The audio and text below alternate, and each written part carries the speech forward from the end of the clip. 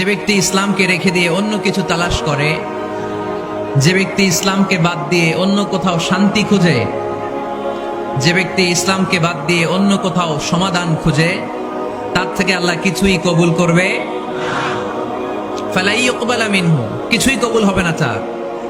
ইসলাম ছাড়া অন্য মতাদর্শে যে সুখ খুঁজে বেড়ায়, তার থেকে আল্লাহ কিছুই কবুল করবে না। ওয়া হুয়া ফিল আখিরাতি মিনাল খাসিরিন, আর সে হবে আখিরাতে হাই হাই কোম্পানির ম্যানেজার। কোন কোম্পানি? খাসিরিন, ক্ষতিগ্রস্তদের মধ্যে সে শামিল হয়ে যাবে, হাই হাই করবে, কিছুই কবুল হবে না।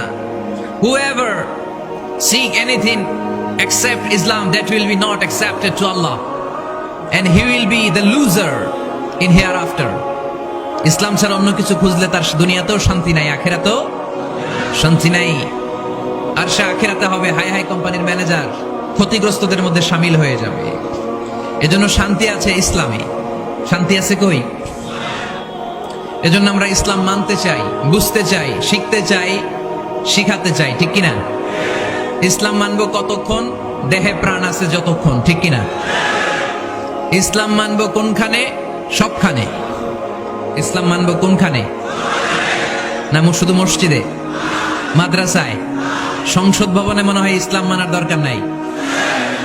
বঙ্গভবনে বোধহয় ইসলাম থাকার দরকার নাই। গণভবনেও ইসলাম থাকার দরকার আছে না নাই? প্রতিটা পুলিশ স্টেশনেও ইসলাম থাকার দরকার আছে না নাই? আমরা চাই সব জায়গায় ইসলাম দিয়ে আমরা আমাদের জীবনকে পরিচালনা করবো। চিল্লায় বলেন ঠিক কিনা? কারণ ইসলাম হচ্ছে সময়ের অপরিহার্য বাস্তবতা। এই গুণে ধরা সমাজকে ঠিক করতে হলে ইসলাম থেকে প্রেসক্রিপশন নিতে হবে। ইসলাম থেকে প্রেসক্রিপশন না নিলে আমার জীবন সুন্দর হবে না, সমাজ সুন্দর হবে না, আমার দেশ সুন্দর হবে না, এই বাংলাদেশকে দুর্নীতি মুক্ত করা যাবে না। শুধু দুদক দিয়ে, দুর্নীতি দমন কমিশন দিয়ে দুর্নীতি দমন হবে না যদি ইসলাম মানা না হয়। চিল্লা এখন ঠিক কিনা? এজন্য ইসলাম মানবো কতক্ষণ?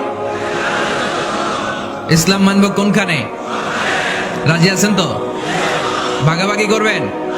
অর্ধেক আল্লাহর অর্ধেক আমার, এরকম করা যাবে?